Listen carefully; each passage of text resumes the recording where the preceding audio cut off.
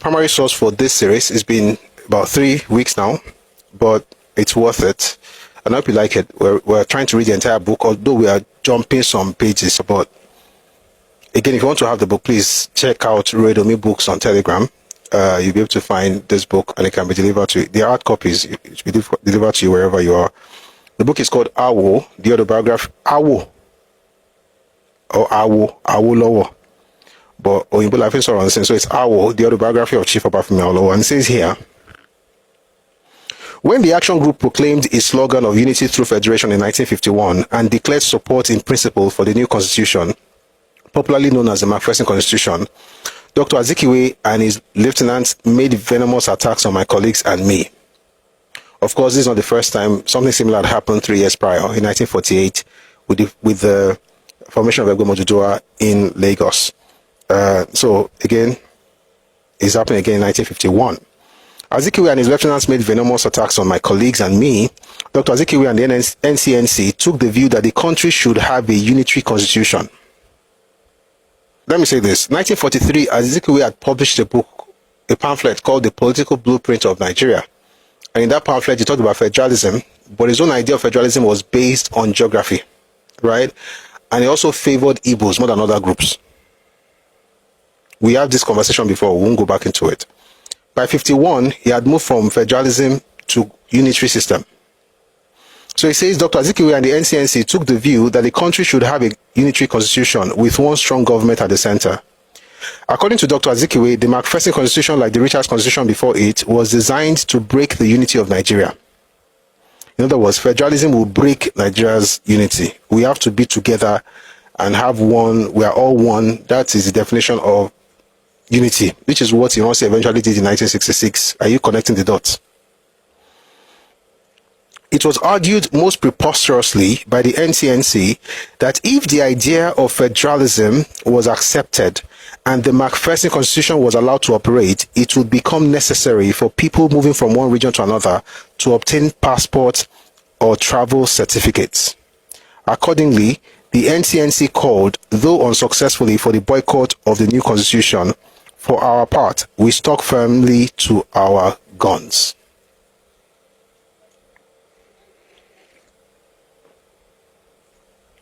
Let me quickly say something. I think we mentioned this on Friday, but it bears repeating. See, this is Nigeria. Whenever a person tells you repeatedly about Nigeria's unity, just know that person is using you. Any person, from my own observation, who is always shouting Nigerian unity is a person who is trying to use you, for the most part. Maybe not all, of course, you have outliers, but for the most part. The reason these people wanted unitary system was that it was just one reason. It was because they moved out of their region into other people's spaces. And then they had the assumption that if every region was autonomous, that those regions will be able to man their own borders and stop people from entering anyhow. So essentially, they have passports or travel certificates. And because of that, they didn't want to have a federal system, because as far as they're concerned, it will break unity of Nigeria. That unity that you hear, I've said it several times, I'm going to say it again. When people tell you about Nigeria's unity, please ask for the definition of terms. What does it mean? Define that term, unity. Please. Let's always ask that question. Please define, or let's always make the request. Please define unity. For the most part, it's not what you think. And it's the same thing for just about everything, including federal character. What does it mean? I've heard people say all kinds of things in Nigeria. They just throw one word up. And for Yoruba people, again, for the most part, we are just busy with life. We don't really concern ourselves with those basics. But we are supposed to be sophisticated and everything. We don't know these things. So people can just say to you, and then before you know, you're also singing a song. Why are we not united? Well, what does it mean?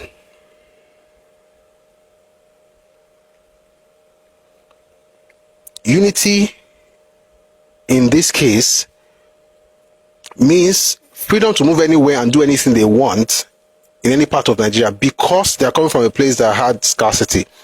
Again, you can't blame people for coming from a place that has scarcity, but you wonder why they can't build up that place. But anyway, I mean, you can move anywhere. But the point is, you can't use your own.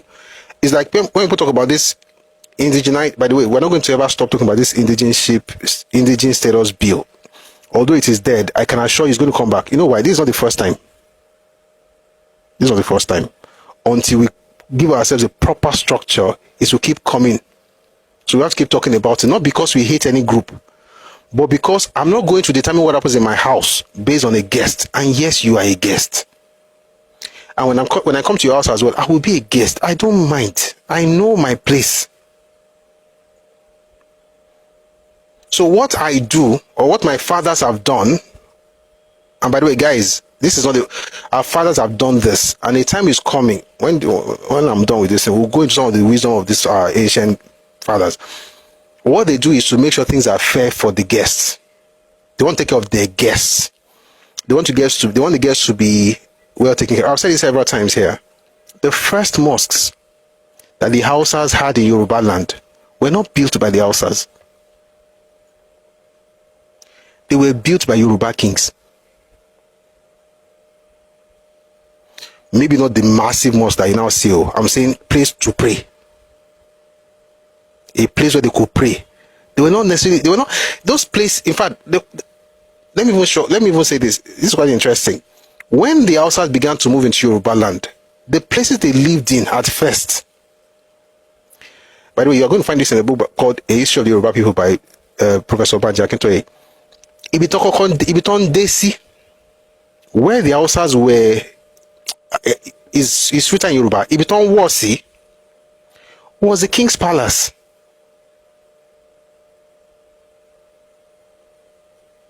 In different parts of Yoruba land. Why? They were strangers. You have to be taken care of. You have to protect them. Let me tell you one story. This happened in Oyo. There was a Hausa man that traveled to Oyo, and some people attacked him. Some things happened. We won't go into the details, but people attacked him, and then they looted everything he had. And listen to what I'm about to say. They looted everything he had, and eventually he found his way to the palace. And he said he didn't even care about the things that they looted, the bad, all these like bandits and thugs. But that there's one thing that they took that he needed at the time. It was his Qur'an. So the Alaafin asked, who took this man's Qur'an? And nobody answered. And the Alaafin called Sango. He called on Sango to fish that person out. Listen, no. Alaafin is using Sango to find a person that stole another person's Quran. That's why I say all this religious fight in Yoruba land is nonsense. I'm just trying to explain to us how we view strangers in Yoruba land. So it's important, of course, you want to protect strangers. It's not a thing where we just say, oh, we don't care, just carry your load and go. That's not who we are. We are very developed, sophisticated people. But I'm going to read this thing to you. I think I found the page. So this is from Samuel Johnson's book, The History of the Yoruba.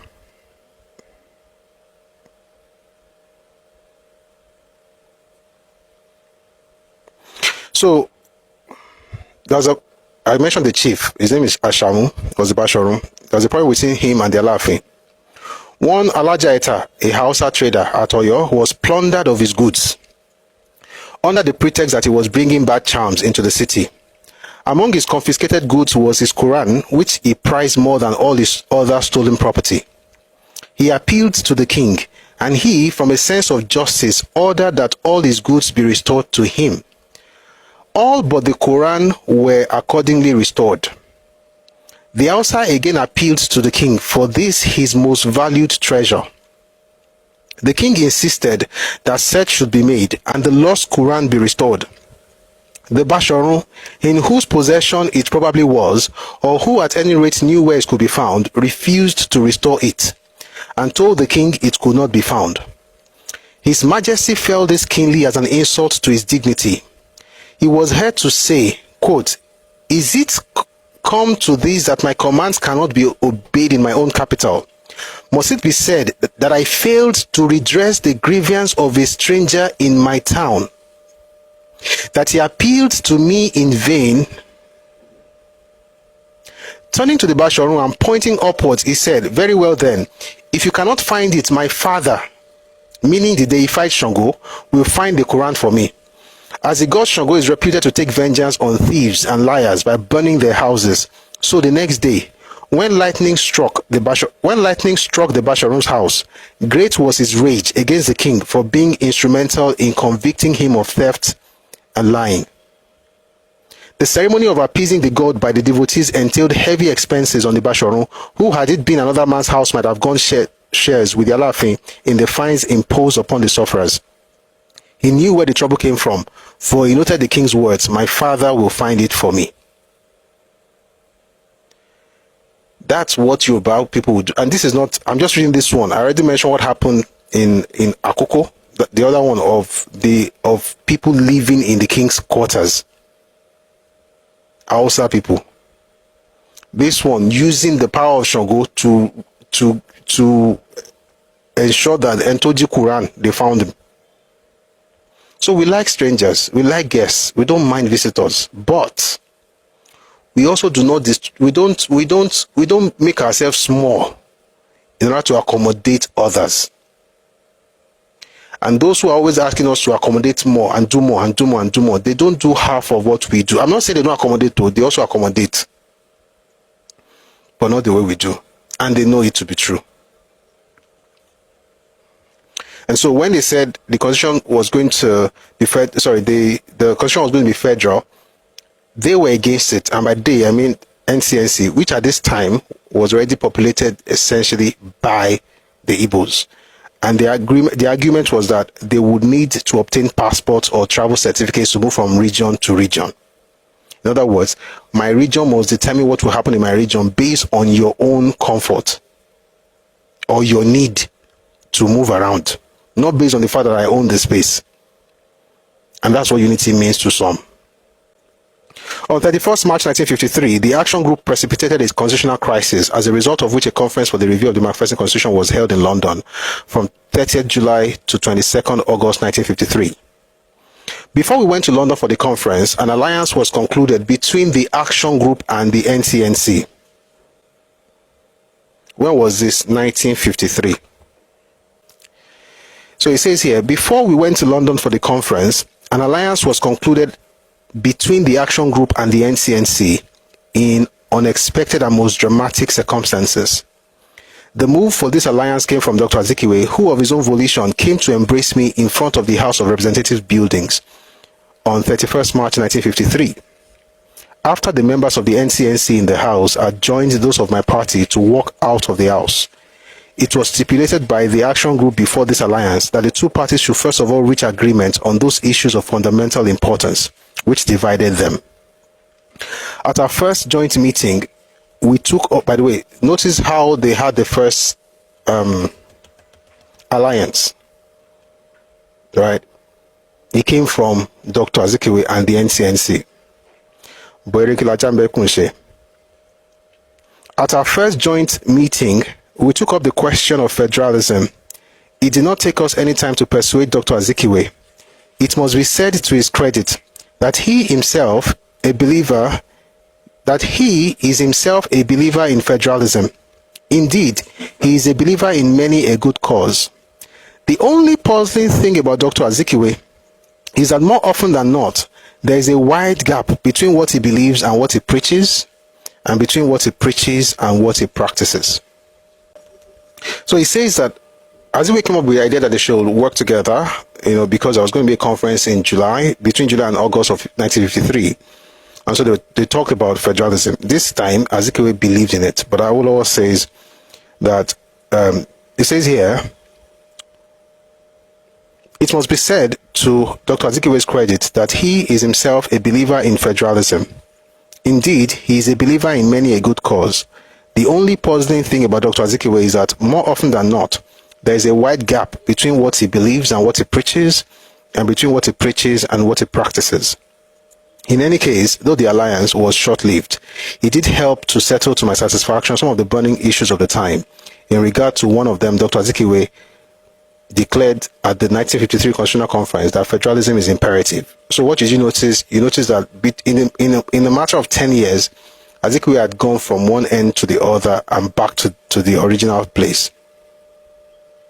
And that's why I said, when we're talking about ideology, political ideology in Nigeria, one person that we don't really want to take very seriously, sincerely, is Dr. Azikiwe, because there's a book he published in 1937 where he talked about all of us are the same.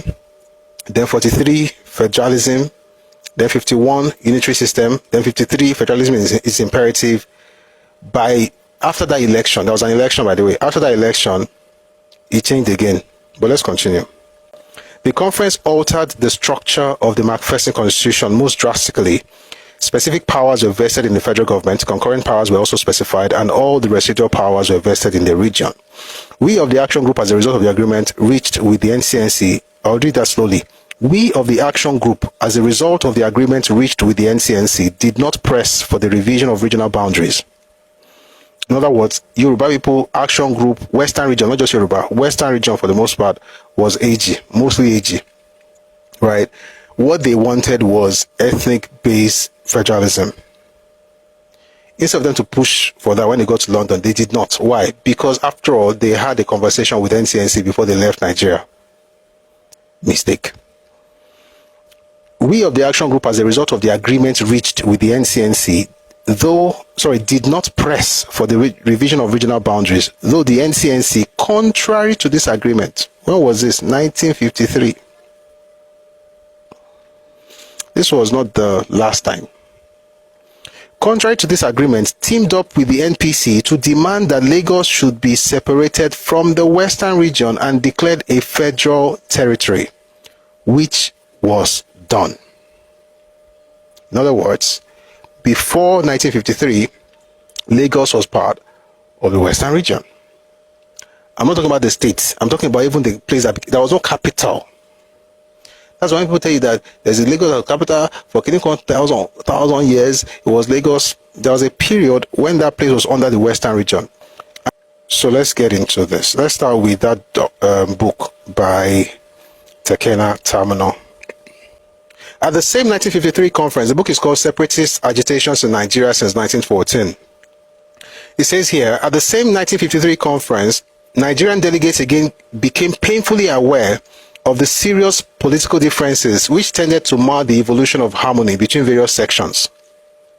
The controversy over Lagos, Nigeria's capital and leading commercial center, caused more bitterness in 1953 than it had in 1950. During the 1950 and 1953 conferences, which discussed this issue, delegates from the Eastern region made it clear that they regarded Lagos as a no man's land. When was this? 1950. That's why all this started last year. This whole Lagos no man's land started in the 1950s, and the idea was corrected that same year. Let's listen to what the Western delegates said. The Western delegates, however, regarded Lagos as a Yoruba town, which they wanted to administer on their own terms. During the 1950 General Conference, the Northern delegates who held the balance had also agreed that Lagos municipality and the colony districts should be merged with the Western region for administrative purposes. During the 1953 conference, however, the Northern delegates had recommended greater regional autonomy under a federal constitution. The Northern leaders in 1953 feared that whoever administered Lagos would control and perhaps deny them their key outlets at Apapa, then considered more important than Port Harcourt. During the 1953 conference, the Action Group delegation led by Obafemi Awolowo emphasized the historical connections between Lagos and Yoruba land. Awolowo expressed willingness to allow the Western region to contribute towards the cost of building a new capital elsewhere, provided that Lagos and the colony districts will continue to be administered by his region. Oliver Littleton, the Secretary of State at the time, in consideration of the overall interest of Nigeria, decided when approached by the Nigerian delegates that Lagos should be the federal capital of Nigeria and that the municipal area of Lagos should be regarded as federal territory. He thought that his decision would be disagreeable to the action group, but it would make for a united Nigeria. United Nigeria is Sonu Inoni. Everybody does things for a united Nigeria, but it's always affecting Yoruba people. Again, what does it really mean? Unity.